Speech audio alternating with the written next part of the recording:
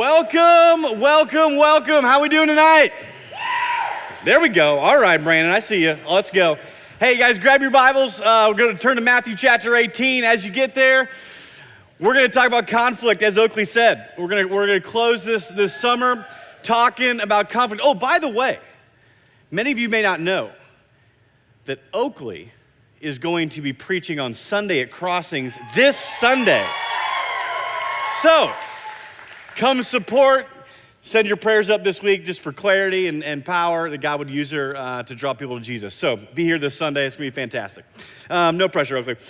So when I think of conflict, I think of one word. And when I think in terms of how it feels, how conflict feels, all right? And I'm going to give you my word, and I guarantee you an image or some sort of scene will play out into your head immediately. At least it does for me. And when I think of conflict, I think of the word ambush. That is the word I feel. Like I think of a battlefield, I think of the Revolutionary War, right? Where the patriots are hiding in the woods and the redcoats are walking down the road and they ambush them, right? They don't know what's coming and they are overtaken quickly. Like that's what I think about when I think about conflict, because it always feels like an ambush. On either side, right? If you're the one that finds yourself offended or hurt or wounded or betrayed, it feels like you got ambushed. You didn't see that coming. A friend did something that broke a trust. It feels like an ambush. Or if you're the person that someone comes to and says, hey, we need to talk. And then all of a sudden your heart drops into your stomach because those are the worst 4 words ever, right? We need to talk. It feels like an ambush. You're like, well, where's this coming from? And so here's what I want to do tonight. If you have a pen, great. If you want to pull out your phone and your camera, great. Just giving you fair warning, we are going to cover a lot of material tonight. So if you're a note taker, buckle up, all right? We're going to post some of this on social, and you can always go back and listen to it. But we're going to get through some stuff tonight. But I want to start with a couple disclaimers, okay? Things that as I prepared this message, I thought about but here's a point of contention, or here's some nuance that we need to cover. And can we just be honest? Conflict interrelationally is full of nuance. Every person is different. Every friendship is different. Every interaction is different. And so what I'm going to share with you tonight, I think from a general sense, a 30,000 foot view, these are amazing, helpful biblical principles on how to handle conflict resolution in a biblical manner. Is every nuance going to be covered tonight? Absolutely not even close. So if you have questions, if you've got a situation, please come find me, come find Oakley, Trayvon, like our whole team. We would love to sit down and help you walk through something. If you're like, hey, this is what's going on, how do I approach this, okay? So here's my disclaimers. Number one, what I'm going to share with you tonight is a model that we are working towards. All right, it's not this is the way it's done every time and you have to do it this way. We're taking baby steps here, right? We talked last week about confrontation and conflict, and that no one ever actually sits us down and we don't take a course on how to conflict well. All right, we just learn from osmosis of living in a society that says you win or you lose. You are either right or you are wrong. And so just understand that you and whoever you're in conflict with, you guys are infants in this process. And so this is a model that we are working towards. And not only that, it takes 2 people to make this work, right? You need to hear me say that again. It takes 2 people who are on the same page to make this go really well. And so here's the kind of the not so great part is what I'm going to give you tonight is going to help you. But that doesn't mean that the person that you talk to or the person that talks to you is going to do it well. They're going to do it right. But that's okay. That's why this is a model to work towards, okay? And then when we talk about conflict, I thought, you know what we need to hear, because I know I need to hear this, is what I'm going to talk about tonight is not for the person you're in conflict with. It is for you, okay? Because when I hear these things, I'm like, yeah, they need to do this better. Yep. They need to come to me and they need to do this better. They're the ones, right? Fight that urge all night tonight. Turn the mirror on ourselves and say, all right, what do I need to hear from God's word about how to deal with people in conflict. Not how do they need to act, how do I need to act? And then the goal, obviously, in a perfect world, it is reconciliation, because like we talked about last week, God has given us the ministry of reconciliation as Christians. God has reconciled us to himself through Christ, and now says, go and reconcile. Go be my ambassadors. So the goal is obviously reconciliation, but not everybody wants to reconcile, right? So what's the goal then? Here's the goal, is to be obedient, humble, and gentle as we approach relational conflict. It is the motivation of our heart. It is the words that we speak and how we treat people in conflict. We obediently step into it. We humbly and gently approach it. And then lastly, this is my last disclaimer. As you walk these truths out, as you walk obediently, give yourself and the other person an abundance of grace. I mean like buckets and buckets and buckets of grace. Because we're not good at this. We are not naturally good at this.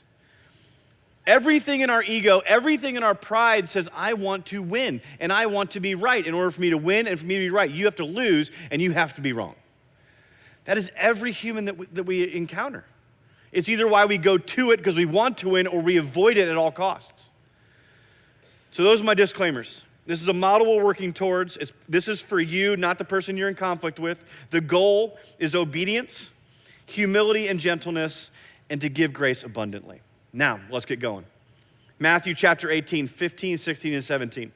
This is Jesus speaking, and this is what he says. He says, if your brother sins against you, go tell him his fault between you and him alone. If he listens to you, you have won your brother. But if he won't listen, take one or two others with you, so that by the testimony of 2 or 3 witnesses, every fact may be established. If he doesn't pay attention to them, tell the church. If he doesn't pay attention even to the church, let him be like a Gentile and a tax collector to you. Now, normally I would give an entire message just on this passage, but here are my observations, and then we're going to move on to the really practical stuff. Number one we see in here is discern the small stuff. That's the first thing I see. He says, if your brother has sinned against you. So it's if. Not every offense is a sinful thing. It might be some preference that you have. They may have been rude or inconsiderate, but maybe, just maybe, we could say, you know what? That hurt my feelings, but I know them. And I'm gonna give them the benefit of the doubt that they didn't mean it the way I took it. And so you know what? I'm not gonna make a mountain out of a molehill. I'm going to forgive them right here, and we don't need to escalate this. Proverbs 19:11 says, it is to your benefit to overlook an offense. Okay, so I love how Jesus says, if your brother sins against you. Maybe they didn't. Maybe we could just say, you know what, I'm gonna let this go. I'm gonna overlook it. I'm gonna assume the best of them, we're gonna move forward. Second thing I see is that when it's no longer an if, we need to deal with the big stuff once we've discerned the small stuff. Because some of that small stuff is big stuff. And the way I think through this is like, hey, if it lingers with you for a week or two, it might be big stuff. And so maybe pause like we did last week, say, hey, take 7 days, pray for the person, and let's discern, is this something we need to continue on, and you need to go meet with them? All right, so we discern the small stuff, we deal with the big stuff, and then lastly, we see that we aren't to stop, but widen the circle. Right, when we go to this person, we say, hey, this is what's going on, this is what you said, this is what you did, it hurt me, or hey, I see this in your life, and I don't think that's the kind of person you want to be, and I just want to talk to you about it. And they're like, hey, I don't want to hear it, I think you're seeing it wrong. Like, hey, let's bring in a third party, let's bring in somebody else. But here's what you do. You don't bring in your best friend who's only gonna fight for your perspective. You bring in a neutral third party that you both respect, and you bring them together and say, hey, we need some clarity here. Because if you see what Jesus says, he says, but the testimony of 2 or 3 witnesses, every fact may be established. Because it's in our nature to put our argument in the best light. And so we bring in a third party for the betterment of both of us, so that the truth is being told, Someone that's not emotionally invested in the conflict can say, hey, okay, I'm hearing you say this, and they can kind of mediate. All right, so when things don't go well, don't give up, widen the circle. That's what I see from Matthew 18. Just a really quick glance. Discern the small stuff, deal with the big stuff, don't stop, but widen the circle. So, how do you initiate healthy conflict resolution? There's gonna be no so what's tonight, it's all so hows, okay? Here we go. The umbrella verse that we're gonna look at for the so how do we initiate, how do you go to your brother? How do you go to your, like if you're the initiator, how do you do this? This is the scariest part. It takes a lot of maturity and a lot of courage to step into this situation because there's a lot of fear. If it goes wrong, my friendship's over, right? That's why we don't do it. So how do we initiate? The umbrella verse for this, for the so how, is Romans 12:10. Love one another deeply as brothers and sisters. Take the lead in honoring one another. So the goal is not to win, it's not to prove them wrong, it's how can I honor them while confronting them? That's gonna make you pause, and I guarantee you it'll make you pray. How do you honor someone who has maybe hurt you? How do you honor someone that maybe has broken a trust? How do you honor someone that they're living in such a way that you love them enough to say, that's not who you are, and I know that's not what you wanna be doing? So here's the first thing we do. When we initiate, we seek and pray for perspective, humility, and wisdom, right? We talk about we stop and we pause. Do not walk into these confrontations when your emotions are high. Just don't do it. Pause, withdraw, seek, pray for perspective, humility, and wisdom. 1 Peter 5:5. And all of you, dress yourselves in humility as you relate to one another. For God opposes the proud, but gives grace to the humble. We need to prepare our hearts and our motives before we step into healthy conflict resolution. We need to ask ourselves questions like, am I seeing this correctly? Why is this bothering me so much? What's at the root of this? So that we can walk in saying, you know what, I've prayed about this. I love this phrase. I've prayed myself prepared. We need to pray ourselves prepared for these conversations because they are scary. All right, number 2, after we seek and pray for perspective, humility, and wisdom, we plan your words carefully. And here's what I don't mean. I don't mean you are scripting out the entire conversation because it won't go that way. Guaranteed it won't go that way. Don't script the whole thing. Proverbs 15:1-2 says this, a gentle answer deflects anger, but harsh words make tempers flare. The tongue of the wise makes knowledge appealing, but the mouth of a fool belches out foolishness. Oh, I love that. The fool belches foolishness, but the wise makes it appealing. And so we need to plan carefully. How can I say this with gentleness? How can I say this so that they'll actually hear it? And I'm not just venting. Ephesians 4:29 says this, don't use foul or abusive language. Let everything you say be good and helpful so that your words will be an encouragement to those who hear them. And so we don't go into these conversations condemning. We don't go into these conversations shaming somebody. We say, hey, how can I gently share this with them as to honor them and so that they will hear it? Guys, this is a challenge. And it is a good one to embrace and to learn. Think about the conversations that you had that have not gone well. I'll bet you anything that whoever spoke to you or when you spoke, the goal was not to honor them and be gentle with them and show them the love of Christ as you confront them or they confronted you. So what do? I talked to one of our counselors here. He's a buddy of mine. I'm like, hey, real world experience, what do you see in your counseling office when it comes to conflict? What's the most helpful? If you could talk to young adults, what would you say? And he said this. He goes, when it comes to planning your words carefully, he said, soften the startup. Like when you start the conversation, start softly. And he said, by asking permission and giving an invitation. I was like, you're gonna have to give me a little bit more than that. What do you mean? This is like counselor speak. He said, you're inviting them into a deeper conversation, not into confrontation.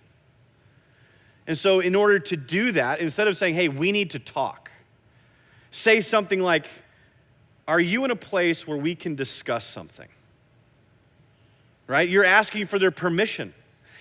Are you in a place where we can discuss something? Another thing you can say is, I have a thought, and I'm not sure how to say it well, and I'm pretty nervous to bring it up. Can we talk about it? Right? You're inviting them into a deeper conversation, at the same time asking for permission to have a hard conversation. Humility always wins, and this is how you enter the conversation with humility. I don't know what I'm gonna say. I'm really nervous to talk to you about this. But could we talk about it? All of a sudden, they know you're not coming in to punch them in the face. You're coming humbly saying, hey, we need to talk, and I'm scared. I don't know anything more disarming than honesty and vulnerability. Instead of coming in strong over the top, you come humbly before them and say, hey, I'm nervous, I'm scared, I don't want to have this conversation, whatever. A couple more. Maybe you say this, can I make a comment that might come out sideways? Can we talk about it? Like, I'm gonna say something, I don't even know how to say it. It might come out sideways and it may sound way different than I want to say it, but can we talk about it? Can we have a back and forth? Or lastly, hey, I've been praying about something. Would you be open to having a conversation about what I've been praying about? Right? Great ways to soften the startup. We plan our words carefully. Number 3, we choose the right time and place. Proverbs 16:21 says this, a prudent person foresees danger and takes precautions. The fool goes blindly on and suffers the consequences. As a young husband, I did this all the time. I chose the wrong time and the wrong place to bring stuff up. And Taylor did as well, right? 11:30 after a long day is not the time to have a conflict conversation. Not gonna go well, ever, right? We need to make sure our emotions are under control. We need to pick the right time and place for our hearts. And then we need to be honoring and considerate of them. Like, when's the best time for them? Maybe it's early morning coffee. Maybe it's after work in the evening. Maybe it's a lunch conversation. Maybe it's on a weekend. Maybe it's after church or after the gathering, since they've just gotten done worshiping the Lord and listening to God's word preached. They're gonna be in a better spot, right? We gotta pick a time and a place. We need to be wise about that. Number 4, we need to be clear, accurate, and thorough. And this is where that humility and gentleness are gonna be ultra important. We need to be clear, accurate, and thorough. 1 Corinthians 14:33, Paul says this, for God is not a God of confusion, but of peace. And I don't know about you, but I've had people that throw the entire kitchen sink at me when they've confronted me before. Like, you've done this. You always do this. You never do this. And it's like, whoa, all right, let's fight. I'm gonna go down your list. I'm gonna shoot down every logical reason you just gave me. And now the confrontation is no longer about what you're gonna talk about. And so we keep it simple, clear. Say, this is what happened. This is how it made me feel when you did this. And so we need to be clear, accurate, and thorough. Proverbs 18:17 says, the one who states his case first seems right until the other comes and examines him. And so part of being clear and accurate and thorough is asking them, like, am I seeing this clearly? If we're gonna be thorough, we need to get their side. And so after maybe you've gone to them and said, hey, you did this, I see this in your life, am I seeing this right? Like, can you help me make sure, if I'm not seeing this right, please tell me. Because sometimes just because I think it or just because I feel it doesn't mean it is accurate. And so we need to be willing to ask questions like, hey, I've listened to you, I've watched. And then Proverbs 18:2 says, fools have no interest in understanding. They only want to air their own opinions. And this is a danger for us. We just want to go in and we just want to air our own opinions, and we don't really care what they have to say. We don't really care about their perspective. We just want them to know how much they've hurt us or how disappointed I am in them. But that's what the fool does. The wise man says, hey, give me feedback. What are you hearing me say? Am I seeing this clearly? And then fifthly, as we initiate, once the conversation's over, we trust God with the outcome. Psalm 37:3 says this, trust in the Lord and do good. Live in the land and cultivate faithfulness. Trust God with the outcome. Because it takes two people for these conversations to go well. And can we just put a bet out there that most of the time, two people are not gonna handle it perfectly? That maybe the person you went and talked to, maybe they need some time to process what you've said. Maybe they respond in a way that you were not expecting. That's okay. You are not in charge of changing their heart. That's God's job. We are called to be humble and obedient and gentle, honoring one another above ourselves. And so we trust God with the outcome. Now, if I'm really honest, when I was your age, when I heard talks like this, and this plays into our dating talks as well. Like we'll give you some tips and tricks like, hey, this is how you date intentionally. This is how you bring clarity, all that stuff. And then we always get stories of like, okay, you were intentional and super intense, bro. You need to back it off, okay? You did not hear what we were saying. So here's where this same concept comes into play. You're gonna hear, Andy, this is good. I'm gonna try this. I'm gonna be clear, I'm gonna be accurate. I'm gonna pick a good time and a place. I'm gonna pray. Because if I do this well, then they will automatically respond exactly how I want them to. We cannot do that. My counselor friend said it's the if-then mentality. We cannot have the if-then mentality. If I do this, then they will do this. Because that's not the goal. The goal is not to control them. It is not to manipulate them. The goal is to be obedient and to be humble and to be gentle. And then we trust God with the outcome. All right, let's turn the page. Instead of the one being the one initiating, now let's look at what does it look like to receive confrontation. Because my guess is none of you are perfect. And my guess is at some point in your life, someone either has wanted to confront you or you have been confronted or you will be confronted. This is going to happen. So, really quick, my thought on this, this is the most difficult part of conflict. Like when we are the ones confronting, that's difficult and scary. Receiving it, 10 times worse. Because now we're the ones that are under the microscope. Our pride gets involved, our ego gets involved. And this requires an incredibly high level of maturity. All right, it just does. So just know that this is going to be a growth area for all of us. So how then do we handle being confronted in a healthy way? Well, the author of Hebrews tells us this is not, most likely they're not gonna do it right. All right, just give lots of grace. He also tells us that in Hebrews 12:10, that correction does not feel good in the moment, but it is good for you. All right, we need to pound that into our head. A confronting conversation never feels good, ever. Like, because they're coming to say that either point something out that we've done wrong, or they're pointing something out that is not consistent with what we believe. And that's gonna be awkward, it's going to hurt. But know this, if you have a friend that's willing to come to you, they are terrified. We need to remember this. If they're coming to us to say, hey, I love you enough to tell you something difficult, hopefully they've prayed it up. And they're probably most likely concerned and scared that, hey, this might be the end of our friendship. But our response to being confronted requires an incredible level of maturity. Proverbs 12:15 says, the way of the fool seems right to them, but the wise listen to advice. Are we willing to listen to advice? So how do we handle ourselves when we are confronted? Number one, listen attentively.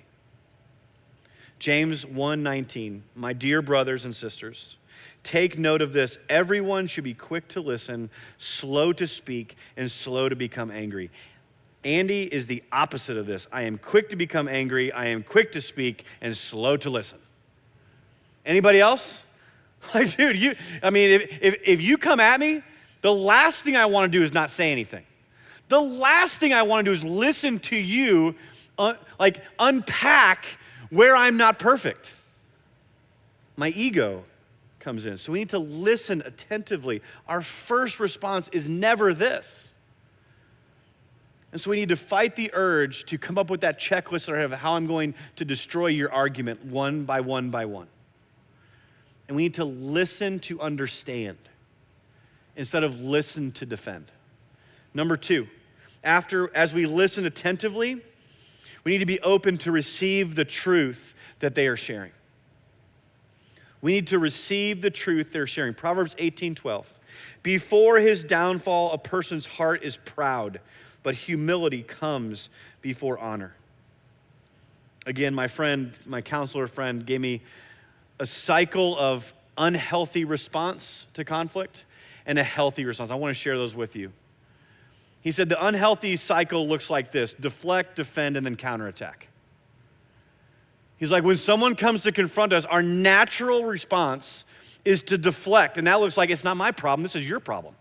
It's not my problem. I'm gonna busy myself. Whatever. No big deal, it's not that big of a deal. We're gonna deflect. The second thing we like to do is we like to defend ourselves.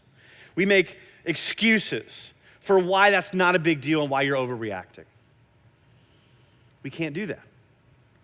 We need to listen attentively and receive truth and that counterattack, right? I mean, some of you are really good at this. I'm really good at this. I see this every day, all day with my children. They do this lesson, like, if you want to see this in action, come to my house. Deflect, defend, counterattack, tears, dad steps in, big dad voice. All right, sit down, here we go. That's it. I see this all the time in my kids. I see it in myself because I don't want to sit with maybe the ways that I have fallen short or the ways that I have let someone down. I don't want to do that. So we don't deflect, defend, or counterattack. Instead, number three is we respond graciously. So we listen attentively, we receive the truth that they may be sharing, all right? And then we respond graciously, and this is difficult because we are so sensitive. We live in a society where everything offends us. What would it look like as Christians to be unoffendable? That we're so teachable and we're so humble that you cannot offend us. That when someone actually says something like, you know what, you're probably right. Yeah, okay. And so we respond graciously. Colossians 4:6, Paul writes, let your speech always be gracious, seasoned with salt, so that you may know how you should answer each person. So instead of deflecting, defending, and counterattacking, this is what we do. We reflect, we own, and we ask. Instead of deflecting, we reflect, all right? Tell me more. Help me understand where you're coming from. And we take a reflective posture. Guys, I'm telling you, this takes so much maturity, right? They have come to you and they've said, hey, your life, you're living hypocrite, right? I see this, you say this, what's going on? It's gonna be so hard for us to be like, who the heck do you think you are? You don't know me, right? But instead, what have we responded with? Hey, tell me more. What are you seeing that makes you say that? Like, I wanna know more. So we reflect and then we own. We need to be willing to receive and own our part. Here's the hard part, is if you disagree with what they're saying. But here's my encouragement. Take 100% of your 10%. If only 10% of what they're saying is true, take 100% ownership of that. If 1% of what they're saying is true, take 1%, 100% ownership of that 1%. Instead of arguing about what percent is your fault versus their fault, or just say, you know what is it that I can own here? Maybe it's my response wasn't right, or maybe I waited too long to follow up with something, or just like we reflect so that we can then own our part. And then we continue to ask deeper questions. Instead of counterattacking, we start asking things like, hey, would you clarify something for me? Or maybe at the end of the conversation, hey, would you be willing to pray for me about this? Like right now, would you pray for me? Humility, gentleness. Paul says, let your words be seasoned with salt. We need to respond to confrontation in a way that preserves the relationship. Instead of freaking out, instead of yelling, instead of ghosting them, we speak in a way that preserves the relationship instead of ending it. We say things like this. It's okay to say things like, do you mind if I take some time to think about this? That is okay to say. They may want an immediate response. It is okay to say, you know what? You've given me a lot to think about. Do you mind if I go just think about this? We can talk about this again later. That's okay to say. If they're not accurate in what they're saying, say something like this. Thank you for taking the time to talk with me. I always want to be open to what you and others want to say to me. I promise to think carefully about what you have said. Again, thank you for bringing your thoughts, sharing your thoughts with me. You're not agreeing that they're right, but you're honoring their effort to come to you by saying, hey, thanks for coming to me. I'm gonna think about what you said. So thank you for caring for me enough to do that. I know this was probably scary for you. I always want to be teachable to hear feedback. But if they are accurate in what they're saying, they've maybe pointed some things out in you that you're like, yeah, I felt that for a while. I've just tried to hide it. I tried to pretend, I've tried to fake it, I've tried to just get past it. And maybe what they've said to you actually strikes a chord and you're like, you know what, you're right. Say something like this. Thank you for taking the time to talk with me.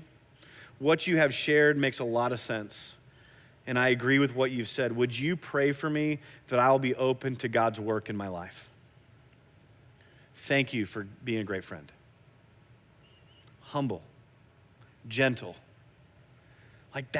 This is how we do conflict. It is so different than the world does it. And it takes a lot of maturity, and it takes two people on the same page. And like I said, that rarely happens. And so always go into it expecting it not to go exactly the way you planned. All right? Number 4, after the conversation, guard your heart and your mouth afterwards.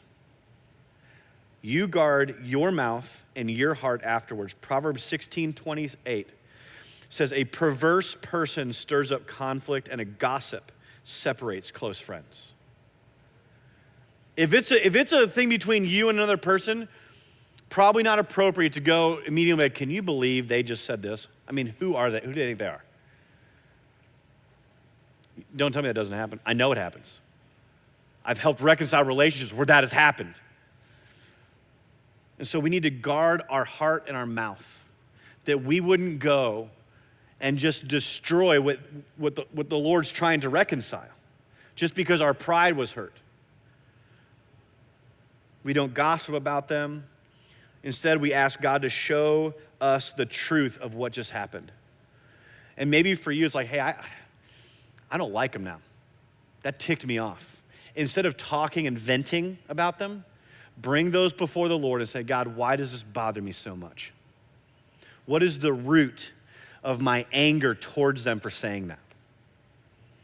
God, would you reveal in me why I'm so triggered by what they did, instead of going and talking to everybody else about it? I love the words of Hebrews 12:15. It says, God, this is so good. Look after each other so that none of you fails to receive the grace of God. Watch out that no poisonous root of bitterness grows up to trouble you, corrupting many. That is one we should memorize.